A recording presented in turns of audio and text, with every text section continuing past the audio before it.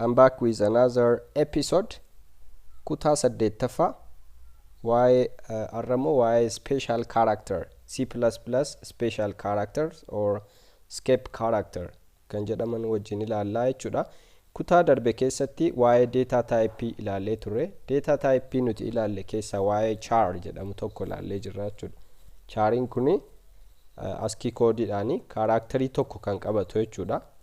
Kanaafi character gaafa jedhamu in C++, anything, a symbol or number or a letter that is enclosed inside single quotation jechuudha. Okay? Single quotation keessatti kaaraakteriin barraa'e kan baayitii tokko represent ta'uu danda'u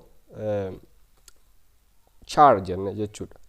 Char yookaan immoo character char data type kana qabaa jechuudha. Special character kan jedhamani yookaan immoo escape character kan jedhamani yoo special purpose qabaatan ni jiru jechuudha.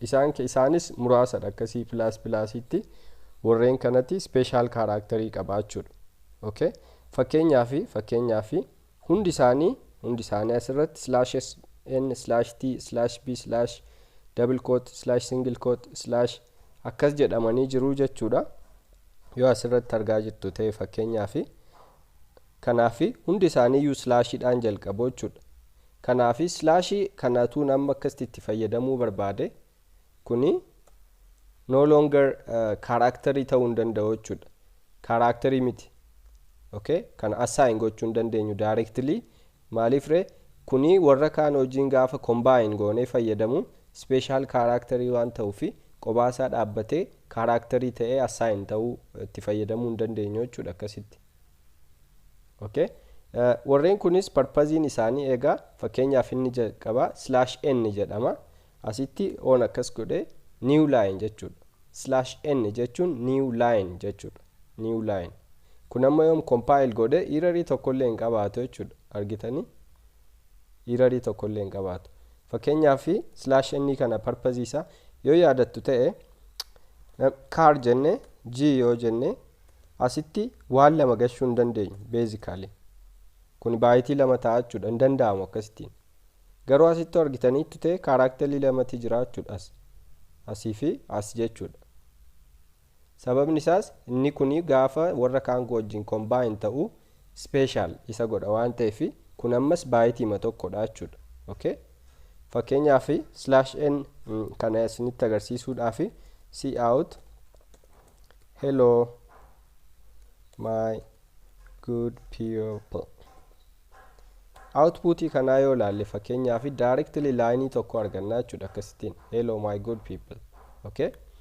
Gaafa special character kana fakkeenyaaf a kana fayyadamne asitti yoo galchuu barbaanne haa ta'u let's put it here akkasitti kana cufneetu yoo barbaanne akkas goone akkasitti gidduu galchuu dandeenya yoo barbaanne. I can say yoo akkas ta'u jechuudha /n jechuun cursorii kana beginning of the line new line itti gadi buusa jechuudha. Kanama outputiin keenya line lama ta'a jechuudha. Akkasittiin outputiin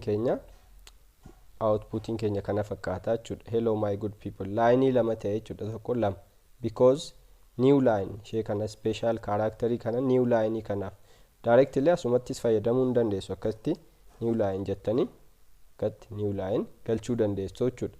Kanaaf yutuun kana stringi kana gidduutti kana balleesseeti as gidduutti jump taate. Sababni isaas warning qaba.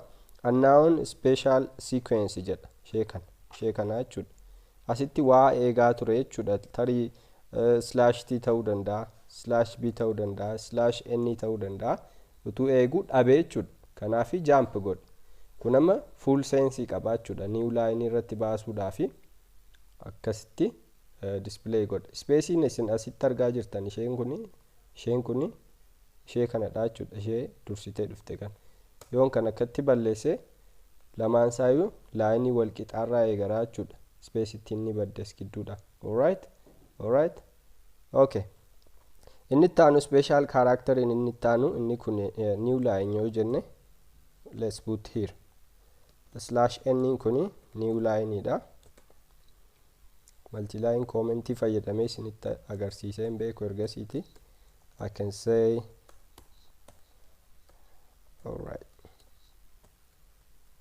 this is a new line. Isheen kun immoo t dha. Tab tokko space tab tokko qabna jechuudha.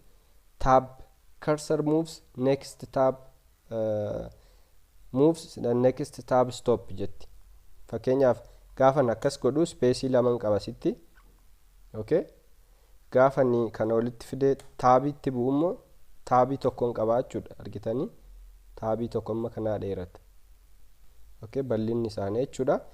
Garuu string keessatti akkasitoo display goone let's see outputiin keenya kana fakkaata. Space ni akka characteriitti lakkaa'amte jechuudha. Okay, isheen kun immoo salphaamatti taabii tokko gargar fageessuudhaaf as gidduutti /t yoo jenne akkatti /t tab jechuudha. Akkasitti walirraa fagaachuu danda'a jechuudha. Spacing kuni taabii tokkodha jechuudha.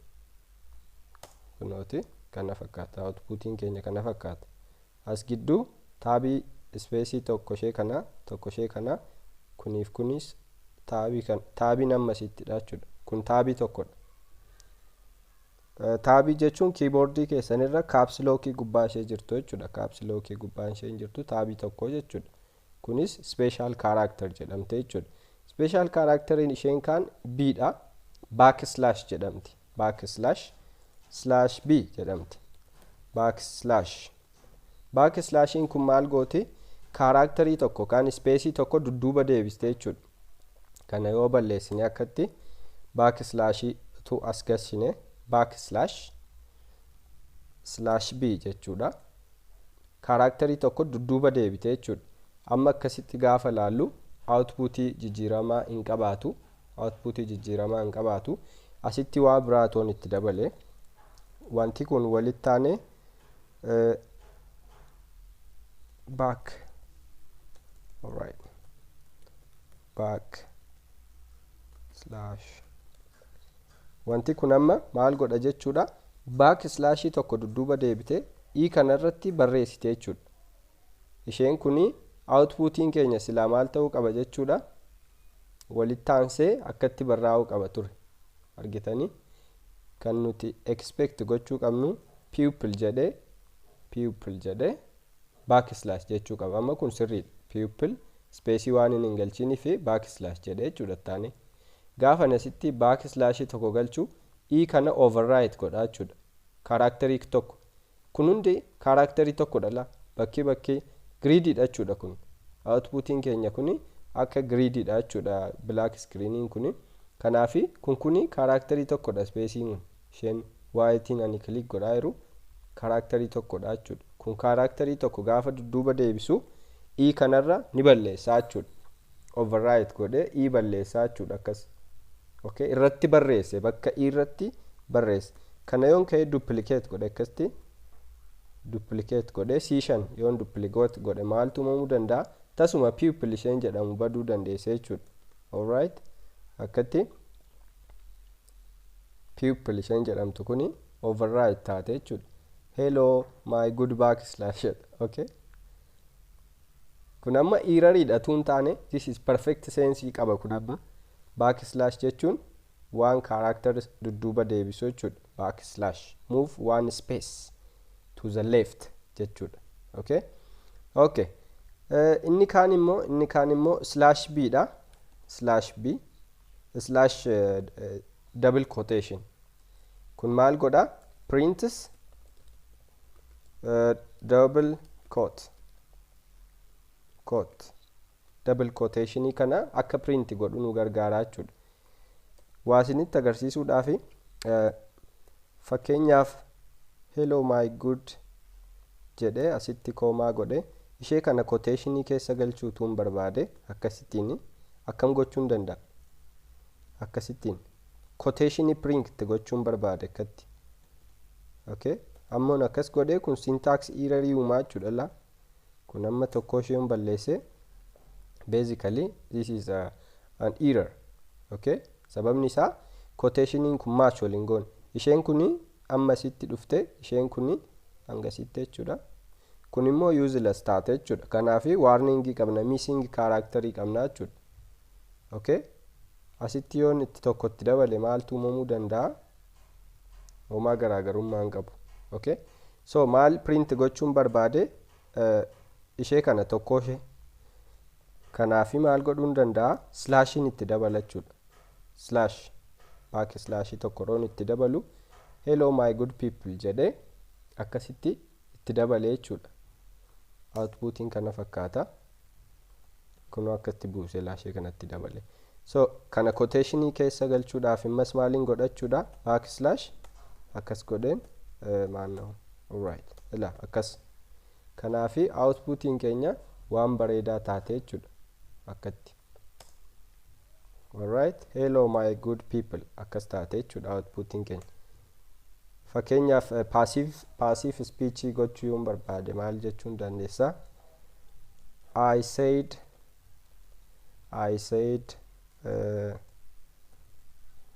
hi. I said hi. Argitanii to her. Now this makes good sense. Amma argitanii I said hi to her. Hi isheen jedhe kana isheen kana dura dubbadheedha jechuudha. Akkasittiin I said hi to her.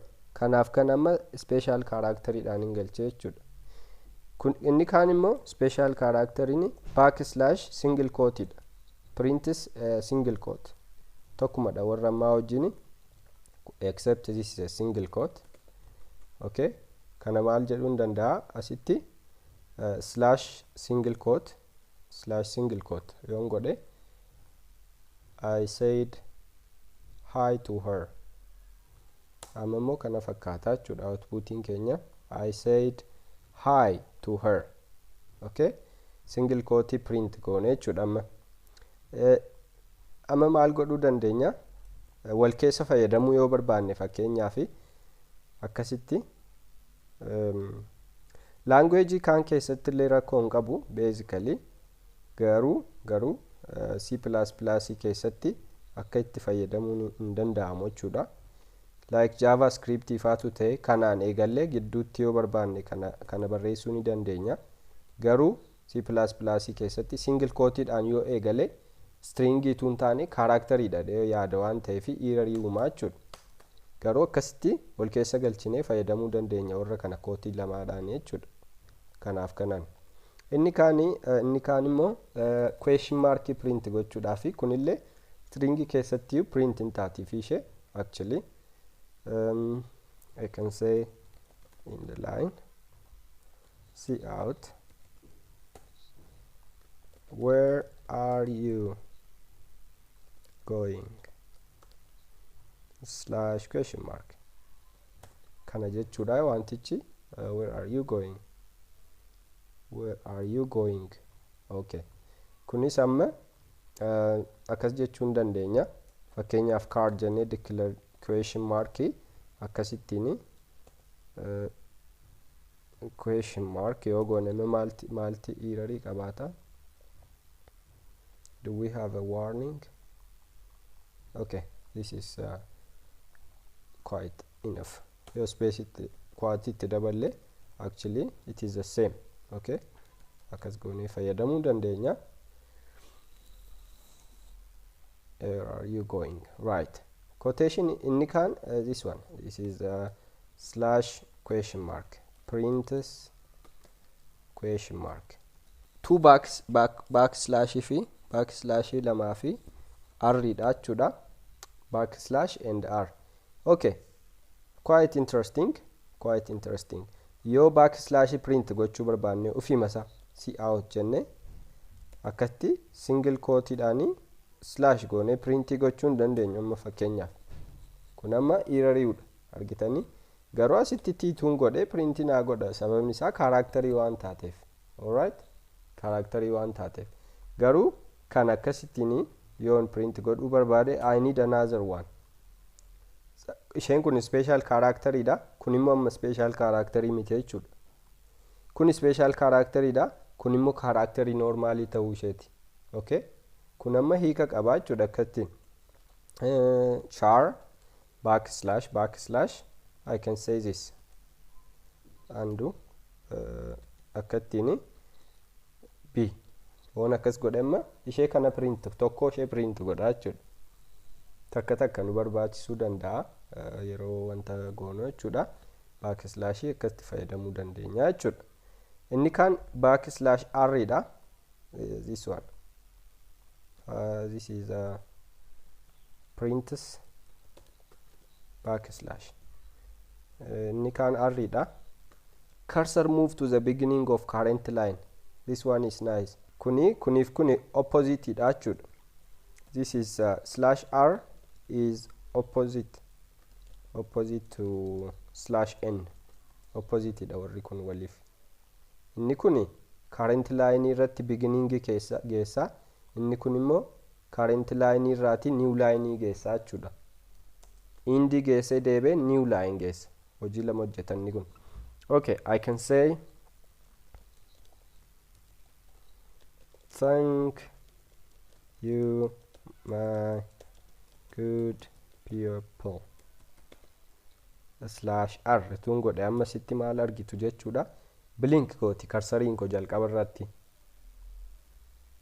as jirte jechuudha. Karsariin ko hin mul'atu malee as jirti. Eessa jiraachuu ishee amma akkamiin isinitti agarsiisa jechuudha. R godheera miti. Okay, now I made it r kattini. I can say see out, move to tokko tun akkas godhe. Maaliif akkas godhe kun dhufeeti asirratti barreessa waan ta'eef.